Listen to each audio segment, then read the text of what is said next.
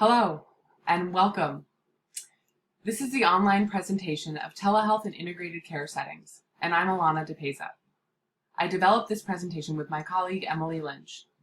Thank you for being with us today and for your interest in telehealth in integrated healthcare settings. We'd like to take a minute to thank Julie Barrett Abebe and Westfield State University's Department of Social Work and Interdisciplinary Behavioral Health Collaboration Project. Thank you for inviting us to give this presentation. Emily and I are both licensed clinical social workers in the Primary Care Behavioral Health Program through the Hartford Healthcare Medical Group in Connecticut.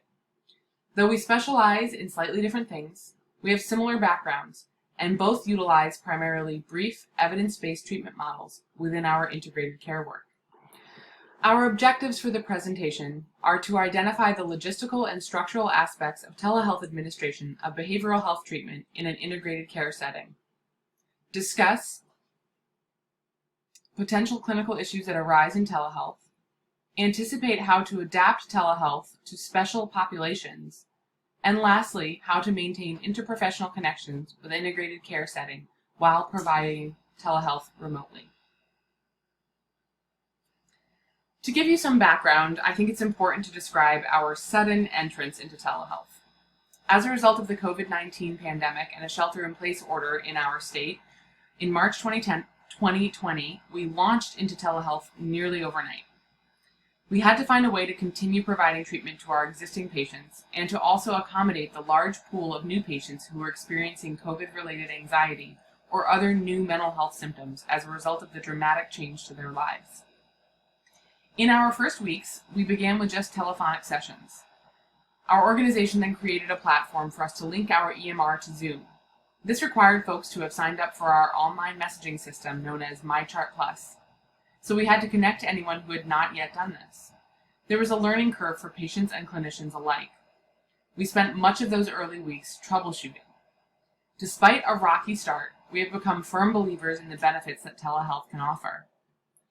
Telehealth has many benefits that we will describe in detail, but quickly I'll mention that right off the bat, we saw that patients had more access to care because many of the usual logistical barriers were gone. They also had immediate access to care. I had an intake with a patient 2 days after her husband's death by suicide. Typically, after such a traumatic loss, folks are not up for traveling to the office and sitting through a session. But given the ease of telehealth, we were able to connect very quickly during a pivotal moment. There's also more intimate access to a patient's life. Because we see them in their own home, we see them in a way that we might not usually while in the office. Family involvement is easier with telehealth because we can get collateral information from family members when they're all in the same location together. Emily would like to share a patient story of how telehealth has made a difference in one of her patients' lives.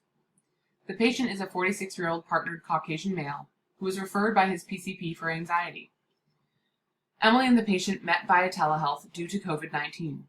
The patient reported that he is limiting his engagement with others due to fear of becoming ill, and who recently left his dream job due to his anxiety surrounding his health. Emily and the patient focused on challenging his automatic negative and intrusive thoughts, in addition to practicing mindfulness-based coping skills. During the course of treatment, the patient's PHQ-9 scores dropped from 16 to 6, and his GAD-7 scores dropped from 18 to 10.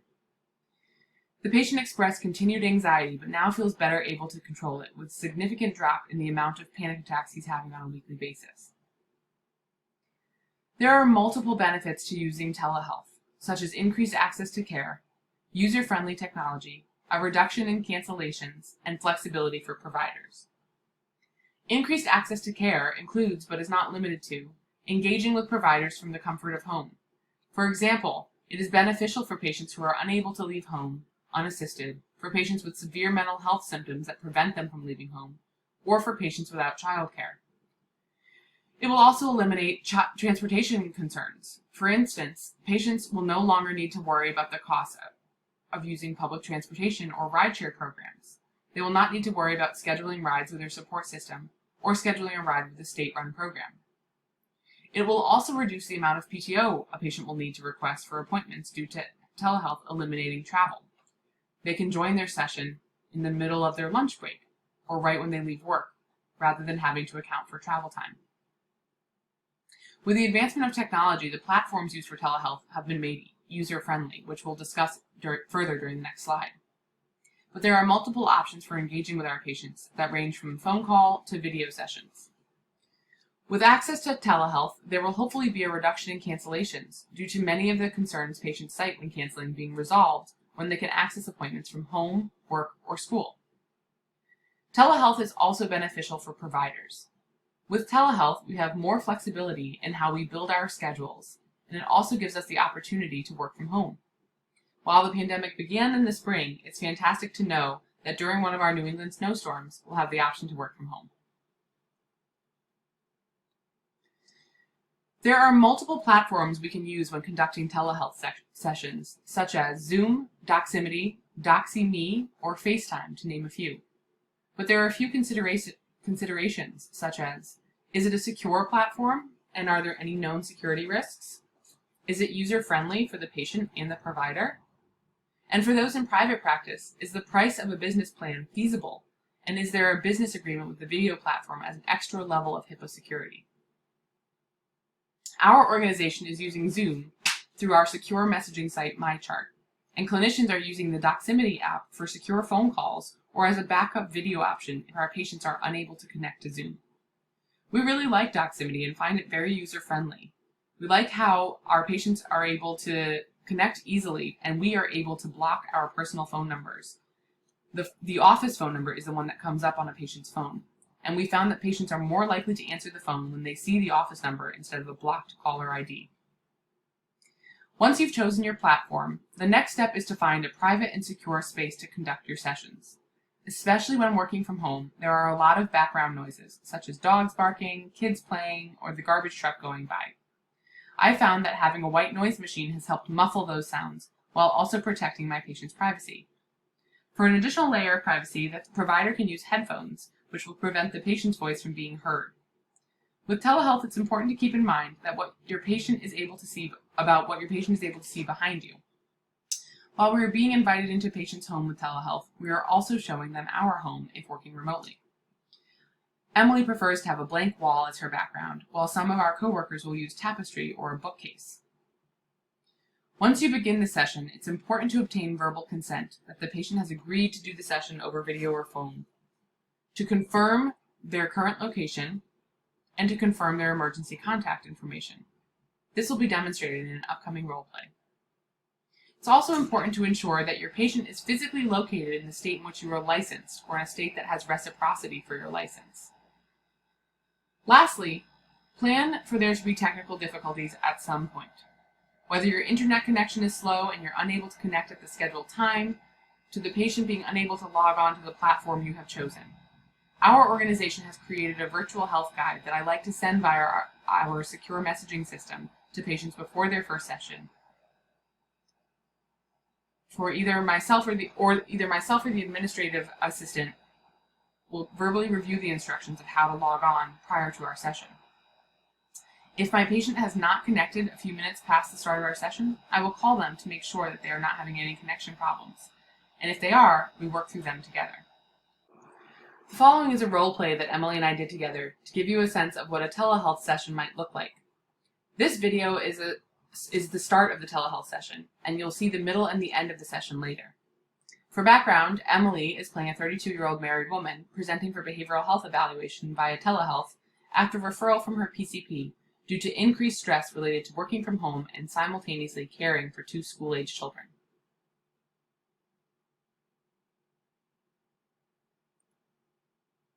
Hi, Emily. I'm Alana. Oh, hi, Alana. It's nice to meet you. You too. Can you hear me okay and see me all right? I can, yeah. Can you hear me okay? I can, yeah. Great. So before we get started, I just want to check in on a couple of housekeeping sort of things related to telehealth. And then we'll get started in talking about who I am, how I practice, and then how I can be helpful to you. Does that sound okay? Yeah, that sounds good. Okay, great. First of all, are you somewhere safe where you can talk privately? Yeah, yep, I'm alone in my bedroom. Okay, so you're home at your address at Sunny Ridge Lane, right? Mm-hmm, yeah. Great, okay.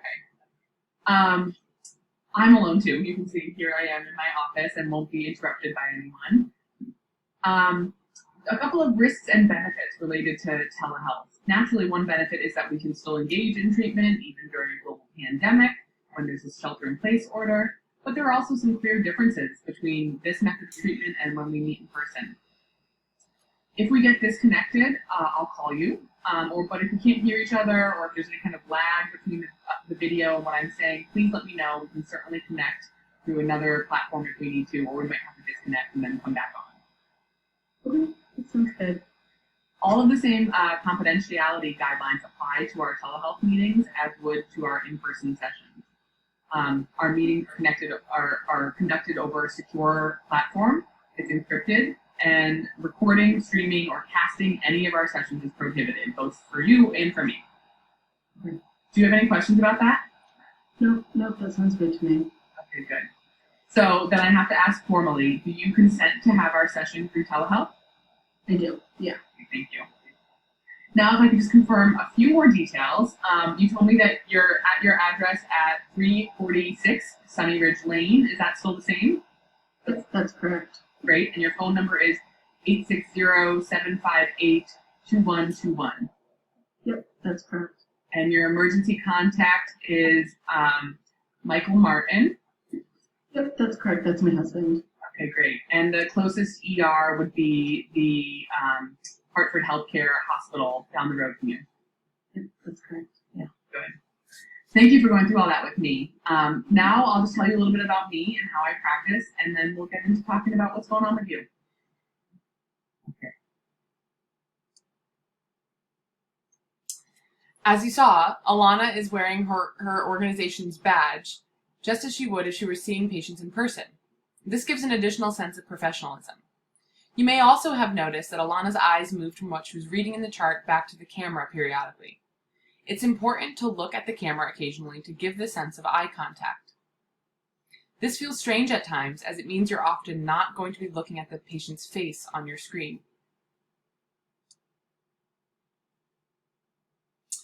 There's only so much you can do to ensure that telehealth treatment is similar to in-person treatment. Inevitably, things come up as a result of this medium that may affect your treatment or clinical relationship with a patient. So much of what we were trained to do or not do clinically flies out the window when we have less control over the treatment environment. We're going to touch on a few clinical issues that we have seen within our team, but we encourage you to be mindful of others that arise and use your supervision to process or prepare for them, especially if you know that you are especially sensitive or concerned about particular issues. In building rapport, so much of the efficacy of psychotherapy is rooted in good rapport between client and therapist. It can be harder to foster this when there's a screen and also a great physical distance between you and the patient. When meeting a patient for the first time through telehealth, it's important to consider how you might work to establish a good connection. I find that slowing down initially, smiling, making eye contact with the camera, and working to ensure that my body appears open on the screen can help put someone at ease.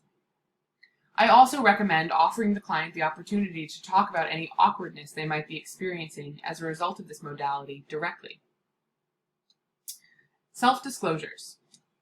Within an office, you can control how much of your personal life a client has access to. Some folks like to have pictures of their family, others would never dare. When practicing telehealth from your home, there are some disclosures that are inevitable or accidental. From patients making judgments based on what is visible in your background to children bursting into the room during a session. There are things that may prevent a therapist from being that blank slate. For clinicians who prefer to share less about themselves in the clinical relationship, it's best to choose a room with a blank background and to try to soundproof it if there are others in the house who could be making noise. I have a young baby and was in session during the baby's nap before having worked out all the kinks of childcare early in our foray into telehealth. And the baby woke up after 20 minutes, which was, of course, unexpected, but also very problematic because she was screaming loud enough to be heard from my office a floor below. I was on Zoom, which is a better platform for blocking ambient noise than some others, so fortunately my patient did not hear the baby's cries, but I was very distracted until she settled down again. This could have easily been an unavoidable disclosure had my patient been able to hear the baby. Another consideration should be about how you will call a patient if you've never given them access to your personal phone number before and don't have a work phone to use if practicing remotely. There are ways around this. Doximity, as we mentioned, and Google Voice, for instance, where you can mask your phone number or have it appear as though you're calling from the usual office phone. These sorts of options should be considered, especially if self-disclosures, especially like the one of your phone number, is important to you. Confidentiality. Numerous clinicians on our team have dealt with new issues in confidentiality since practicing telehealth. Many report having patients' family, friends, and even neighbors join the session, sometimes without the clinician's knowledge if they're out of sight of the camera.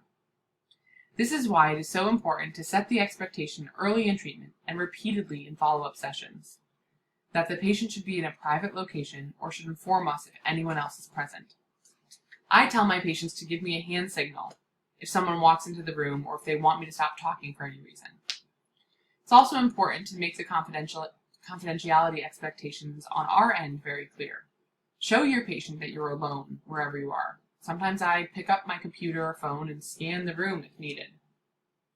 Use earbuds or headphones to assure them that others present in the home cannot hear them speak, and remind them that recording the session is prohibited. Emily had a strange situation where confidentiality was called into question. At the end of a session, she had a patient ask her who the little girl was making noise in the background, only to find out that the patient had unknowingly started a video on her own phone that was playing throughout the duration of session, which she could hear but Emily could not. She was under the impression that Emily had a child playing right around her during their therapy. Emily assured her, of course, that even if she did have children, she would not allow them to be present during a therapy session, especially not without telling the patient. Safety concerns. During the initial COVID-19 shelter-in-place orders, domestic violence rates skyrocketed.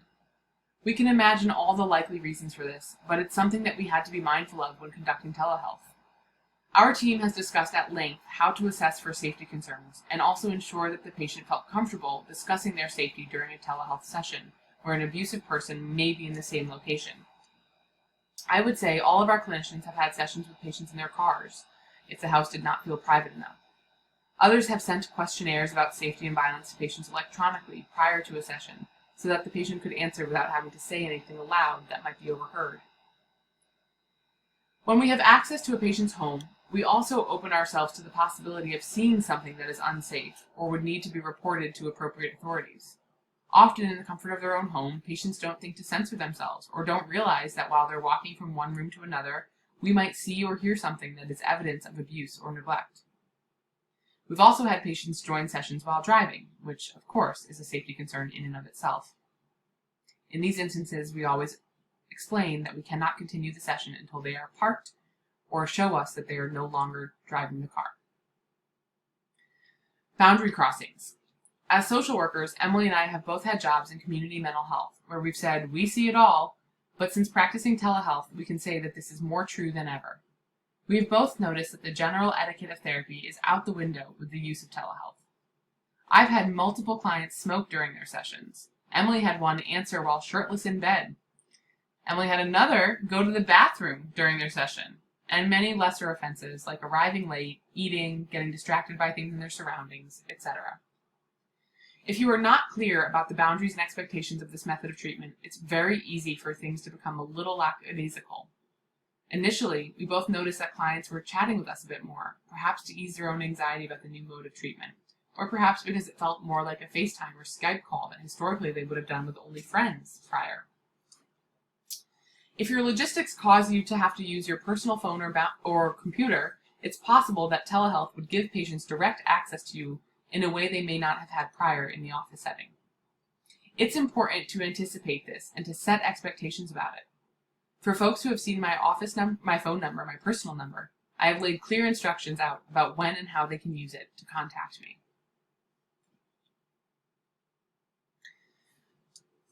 There are also some aspects of psychotherapy that require special adaptation in telehealth. The use of silence, for instance. In a traditional session, silence is a powerful tool. In telehealth, it can be misinterpreted as hypervigilance about technical malfunctions is heightened.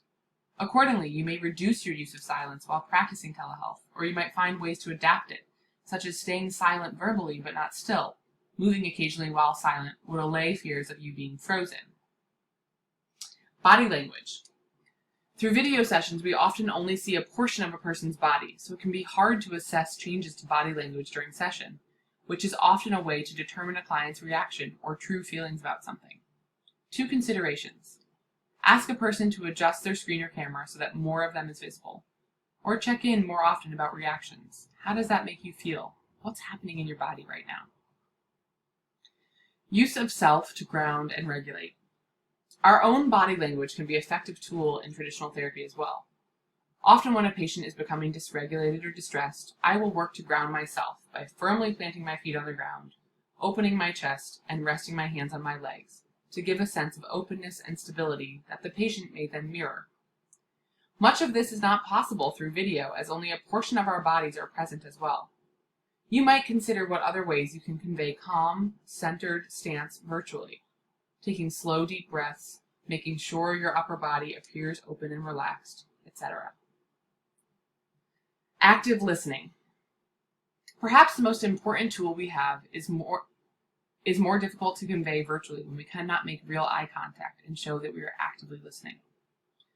In telehealth, you may find it beneficial to reflect the client's words back to them more often to make up for the inability to physically show that you're paying attention. Note-taking. The way that you document might need to be adjusted or at the very least addressed, as patients often cannot see that you're taking notes, so they can only see your eyes have moved, and that may make them assume that you're distracted. I had a patient ask me once when my eyes were downcast what I was doing because she could not see my pad of paper off the camera. Now, I always start session by explaining where I take notes so that they know when I'm looking away what I'm doing. Over the next 4 slides, I'll be reviewing working with teenagers, older adults, folks who abuse substances, and severe mental illness within telehealth. These populations require a little more attention than others. Working with teenagers via telehealth has been a rewarding experience for Emily. It has helped break down the barrier of stigma with engaging in mental health treatment and has opened the door to showing her a part of their personal world due to being able to engage in treatment from the comfort of their home. With that being said, she's found it important to set firm boundaries regarding who is in the room with them during session, not driving during session, and if possible, trying to be in a location with minimal to no distractions. Since the beginning of the pandemic, she has seen an increase in symptoms of anxiety and depression with her teenage patients due to completing their school year online, not being able to graduate, being separated from their friends, and for those in college, if they would be able to return to campus or play sports in the fall. She's done a lot of work with them on acknowledging and challenging their intrusive thoughts, increasing their toolbox of coping skills, creating daily schedules, and how to safely engage with friends. When she was still working in her office, some of her teenagers wanted their guardian to come in at the end of session to review what was discussed, if there was any homework, and what the next steps were. She's continuing to do this for some patients with their guardians through video, but for the majority of the session, she asks to speak to them privately to foster an environment where they can speak more freely. Older adults. Telehealth has been an essential part of my care for my older adult patients, especially for those who live alone and are more vulnerable to illness. Once we get over the initial logistical barriers, it has proven to be a very effective means to continue treatment and ensure that their connection to others during a potentially isolating time is maintained. With that said, there are a few things that have been different about my telehealth work with these patients. Firstly, there has been a gap in some older adults' knowledge of and comfort with technology platforms. I've had to assess their readiness to begin a session while scheduling, and sometimes allot additional time to provide some training and education about how to connect. Even when able to connect successfully, some older adults feel uncomfortable talking virtually, as this is often a new means of communication for them. There may be a need for educating and reassuring around this too. Many of my older adult patients are isolated socially, so have wanted more frequent sessions or to chat a bit more than usual. I've accommodated where possible, understanding that the limitations due to the pandemic have changed their lives and their needs accordingly. As always with an aging population, it's important to assess for cognitive changes. I've completed the MoCA assessment virtually by sharing my screen and have also included family for collateral information when possible. Addressing substance abuse in telehealth is unique also. With the increase of stress from quarantining at home due to COVID-19, we have seen an increase in substance use and substance abuse.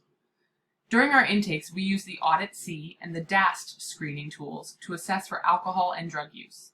And if positive, we then follow up with additional questions about the amount of use, frequency of use, if there have been withdrawal symptoms, if the use has caused relationship or employment problems, and if there have been any legal or medical problems as a result of substance use.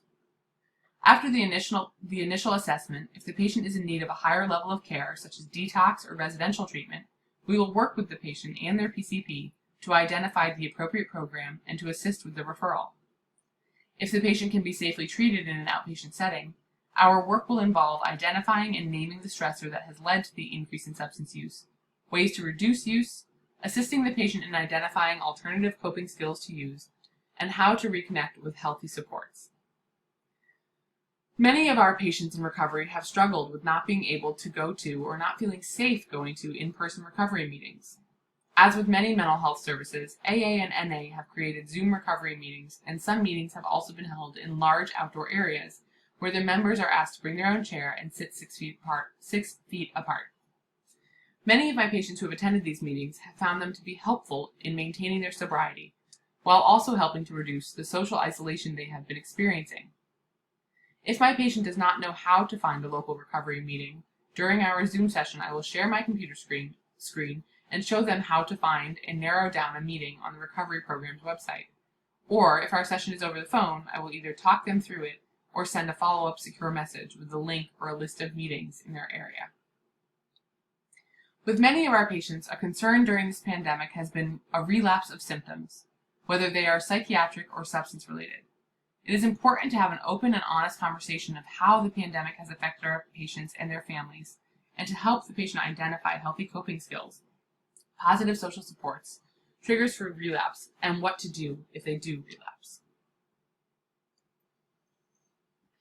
Though there are some special considerations for folks with severe mental illness, such as psychotic disorders, personality disorders, and active suicidal ideation, it is still very feasible to provide quality care to this population.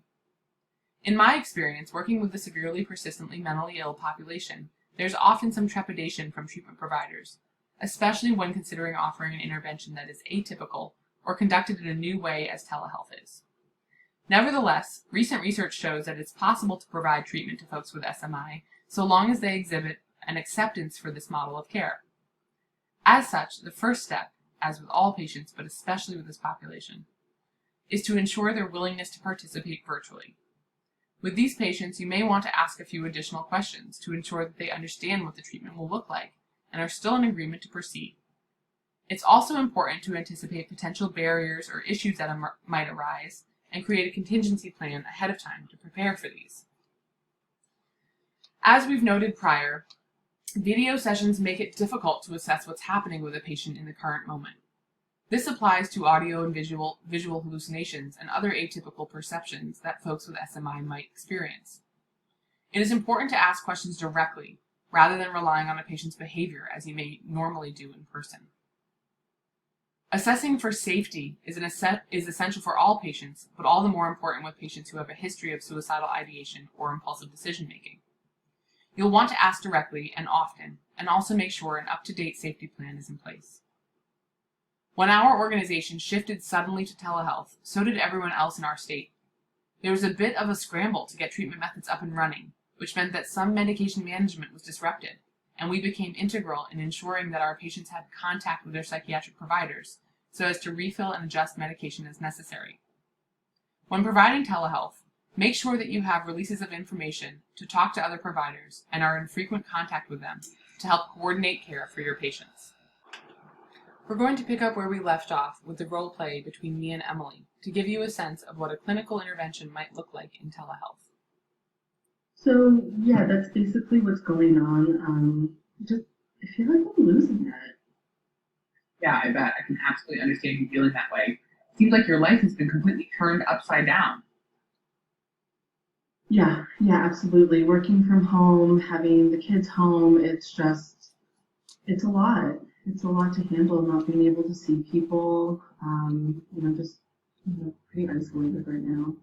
Yeah. The stress level has increased and your ability to cope with all that, all the things you used to do has decreased. All of those things that you used to take care of yourself are gone now. It makes sense to me too that you say you started drinking more frequently, even though that's out of character for you. Yeah, no, absolutely. I mean, I used to have maybe like one glass of wine on like a date night with my husband, so maybe like once a week, two max. But I've just noticed that I started drinking like every night, and I'm having a harder time stopping at one glass. I usually have that second glass, and just yeah, it's becoming a problem. Yeah.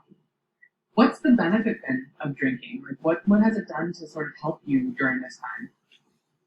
Takes the edge off of things. I don't feel so tense. I don't like my chest doesn't hurt as much anymore. I just feel like I can kind of like roll with the punches. Like it makes me feel like my old self, like before all of this started. Yeah, it's relaxing. It's probably something to sort of look forward to at the end of the day when you've had so much stress. Yeah. Were there other things that did that for you before the pandemic? Things that you could do other than drinking that maybe were relaxing or something, to sort of cheer you up, give you a little bit of a boost? I used to go for, a weekly walk with my really good friend who lives on the road for me, but, due to her, wanting to see her elderly parents, she doesn't want, to see me anymore, which I understand, but it's so hard. Or, I would spend time with my parents, but I also can't do that anymore. Even just like going out to a restaurant with people was really nice, or my husband and I going out for like a date night just to have some time together. Even just looking around a store, it feels like there's just so many extra steps to even do that now. Yeah, yeah. It makes sense. These things that we used to do that we took for granted, that were just normal parts of our life are gone.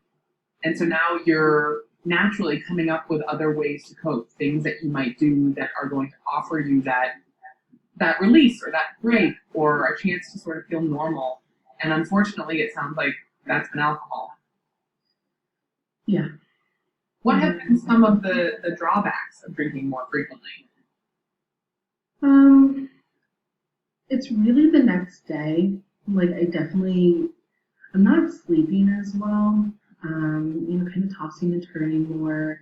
When I wake up, I feel more groggy, and it takes me a little bit longer to really get going, which then makes me feel pretty guilty because the kids are like up and running, and I need like 2 or 3 cups of coffee to really get going, and I'm just lagging, I'm running behind with like work in the morning, so it's just yeah. I definitely notice a change. So on the one hand, drinking more often makes you feel more normal while you're doing it. But then on the other, in the morning, the next day, you don't feel like yourself at all. Yeah, yeah, yeah. But it's just the day kind of catches up with me by that point, and the kind of the way I feel in the morning just isn't at the top of my mind when I have a glass of wine again. Yeah. How ready do you feel to make a change in terms of your drinking? I feel pretty ready. I mean, I'm nervous about it. I'm worried that, the chest tightening is going to get worse, that, I'm going to be more irritable with my kids or my husband. But I know something has to change. Mm-hmm. I know I can't keep doing this. Yeah. Well, I give you a lot of credit for recognizing that right now, because you've realized that it's time to make a change before it's gotten out of hand. The amount that you're drinking is of concern primarily because it's more than what you're used to and it's not typical for you. But we're not at the point now where you need more intensive treatment. I think together we can certainly do some work around this to help you get back to reducing to a more typical or more appropriate level of alcohol. Okay. All right. That sounds good. One thing I'd like to talk about now is how we might reduce your drinking by resuming some of those other activities that previously offered you relief. What do you think is something you might reasonably do daily that could be a stress reliever in a way that alcohol has been recently? Hmm. I really do like going for walks. I live in a pretty, walkable neighborhood. So maybe that's something I could do with my family after dinner. When it's cooler, we could just take like a walk around. Maybe the kids can ride their bikes. Take the dog and stuff. I think that could be really nice. I think that's a great idea. It taps into what you said you used to love, taking that walk with your friend every week. Also, we all know some endorphins and stress relief from exercise. But plus, most importantly, you're telling me you do it at the time of day when you're most likely to drink. So if you're doing something else, something perhaps healthier or more productive, you might not be as inclined to have that mind. Yeah. Yeah. Oh, that's very true. Yeah. Yeah. I didn't think of it. Timing wise. Yeah. Well, so let's spend the rest of the session sort of making a plan so that you can help stick to that and we'll figure out what barriers there might be and what things might get in the way. Okay. Sounds good. All right. In this role play, you'll notice that we engaged in motivational interviewing and behavioral activation and started a conversation about treatment planning.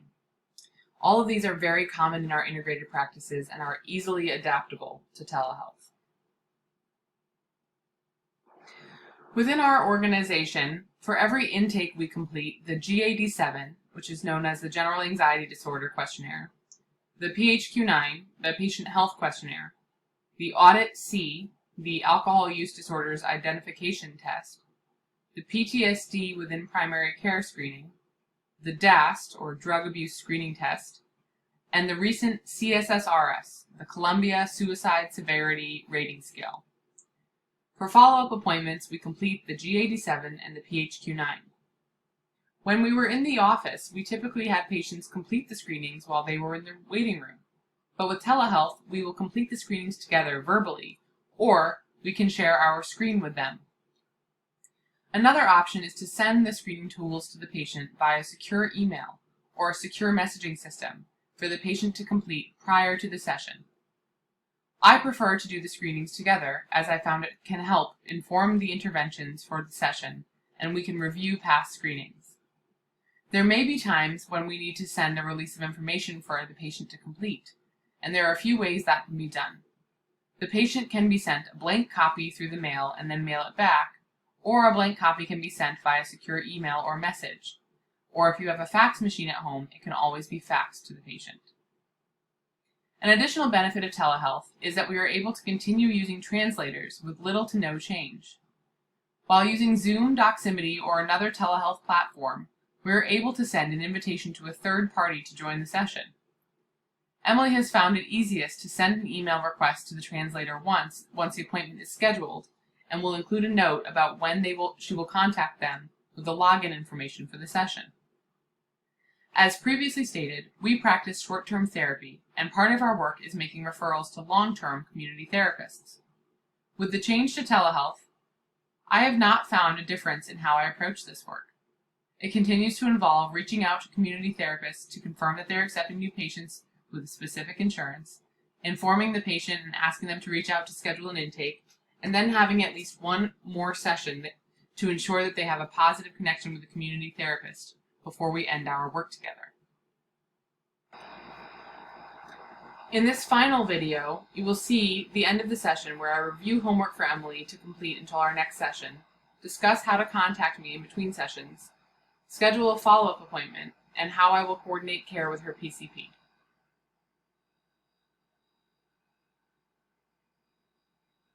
All right, Emily. So you've got your homework, your plan for how you're going to reduce your alcohol use, increase your activity, especially in the evening times. Do you have any questions about that?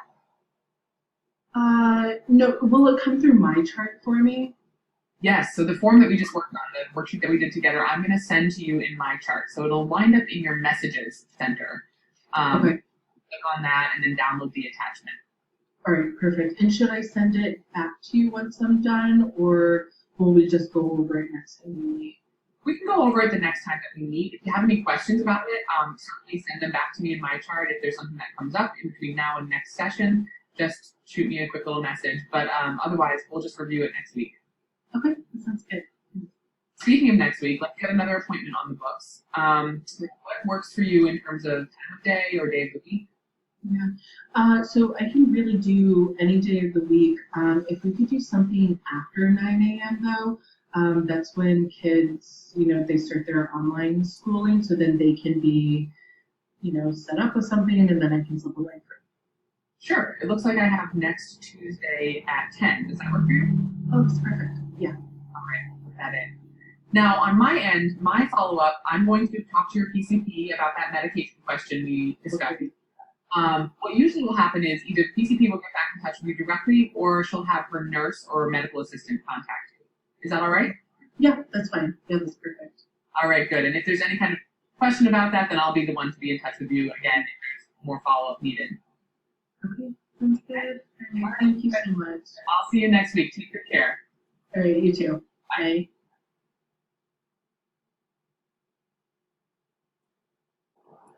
One of the most important things about providing telehealth in an integrated healthcare setting is actually maintaining that integration while still working remotely. Integrated healthcare settings are essential so that we can really be treating the whole health of a patient and staying connected as providers as opposed to operating in silos as we have in the past. When using telehealth, we may still be in the same office as we were always, or we may be operating somewhere remotely. If you are somewhere remote, the way that we all have been in our organization since the start of COVID-19, we have some suggestions for how you might make sure to stay connected to your other providers in the office, as well as other office staff members who are often the most integral piece of helping to keep you connected to your patients and to the practice while working somewhere separately. Integrated healthcare settings are the future of mental health care access. They reduce stigma associated with seeking out specific mental health treatment. They encourage follow through from patients, and they keep all providers connected in a patient's care. Even if you're not in the same physical location as your integrated providers, it's essential to find ways to maintain that connection. Some ways that we have done this is by utilizing electronic messaging systems. In our organization, we communicate through our electronic medical record about patient-specific issues and through an instant messaging system known as Skype for Business or Link to talk to one another about more logistical issues. This is something that I will use very commonly in order to connect with the nurse, the LPN in our office, as well as the front desk staff. If there is a question about a patient's refill on medication or about FMLA paperwork that they say was sent to the office, that's the easiest way for me to contact them in real time and get an answer from them right away so that then I can continue talking to the patient. Often I'll do it even while I'm in session. I'll continue on with the session and I'll say, let me just ask them a question via our messaging system, and I'll get an answer back even before the session has ended. The EMR messaging system has allowed us to then send HIPAA compliant, private messages to the providers of the patients. So any questions about their ongoing care, and that's a way for us always to be in touch with one another directly about patient-specific issues. Within our team, we also have scheduled regular case review sessions, and meaning not just within our clinical team, but within each office that we all work in. So I will meet with the providers in my office and kind of touch base about our shared patients, our mutual cases, so that we can all be on the same page about what's happening within those. We also like to create a space in our schedule for same-week referrals so as to ensure quick access to care.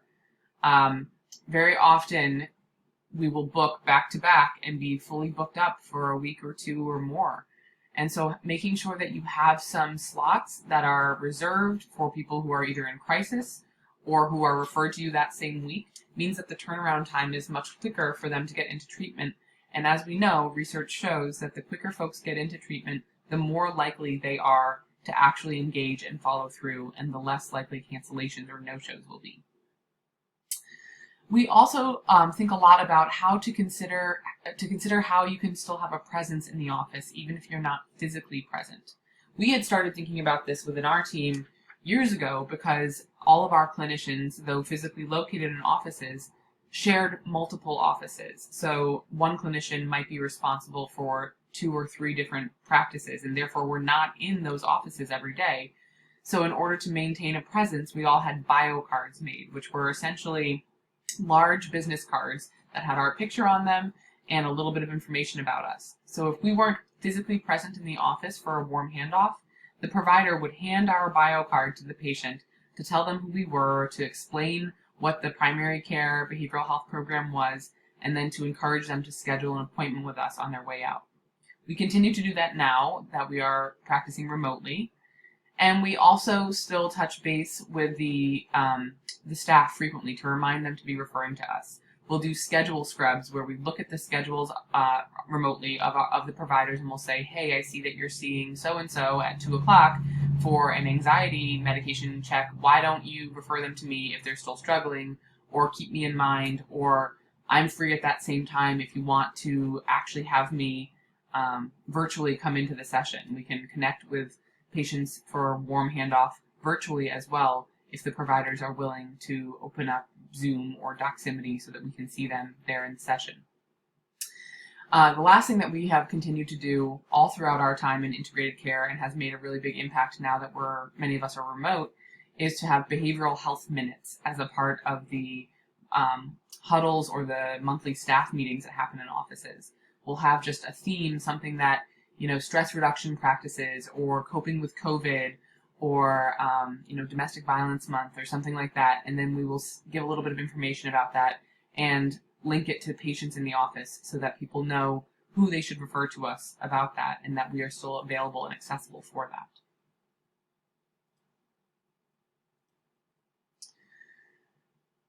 As wonderful and powerful a tool as telehealth is, we also felt we'd be remiss if we didn't at least touch on the importance of avoiding burnout while practicing telehealth, especially in integrated care settings.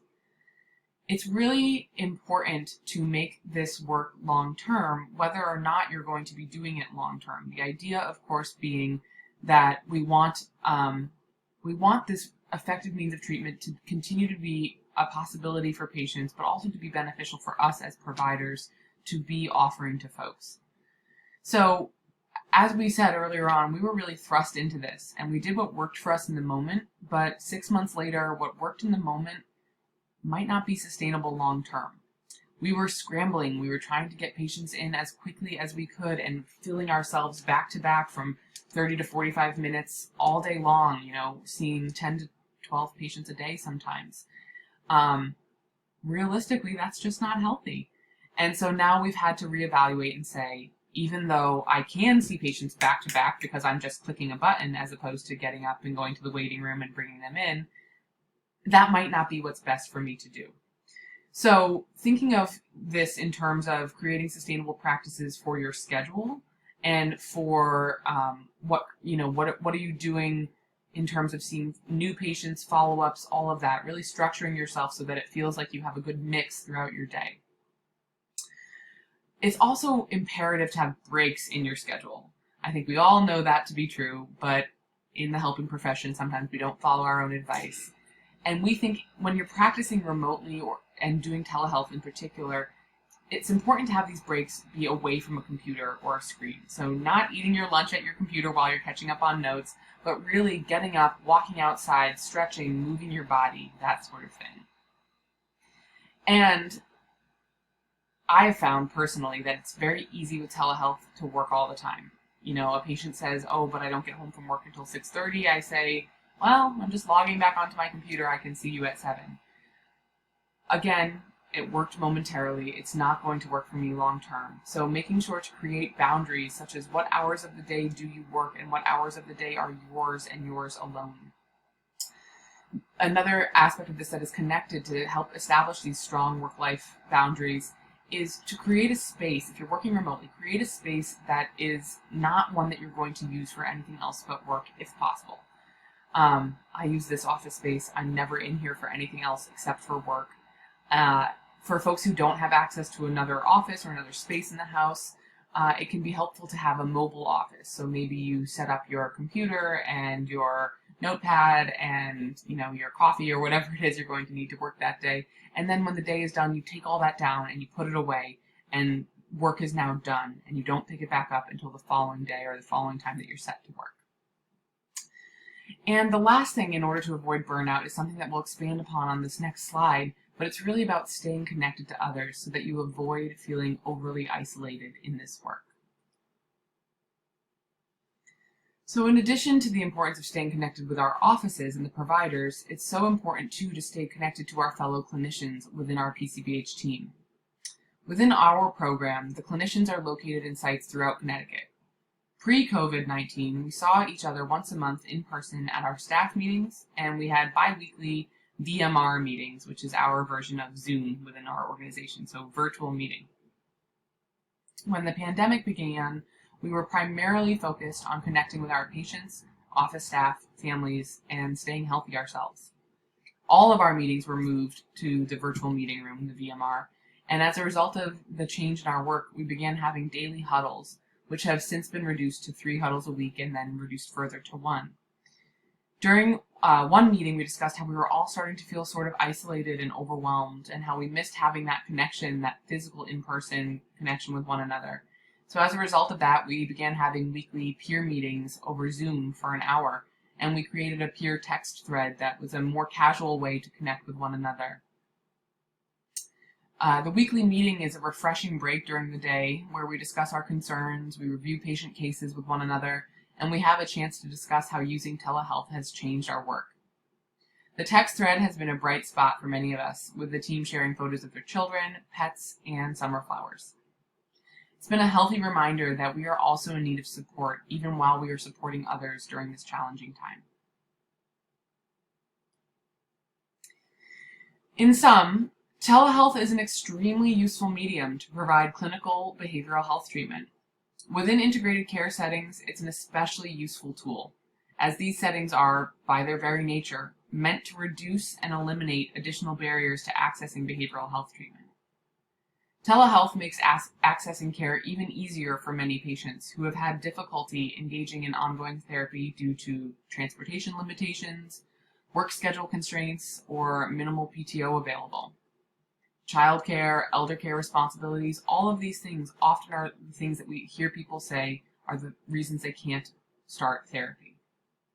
With telehealth, most of those are eliminated.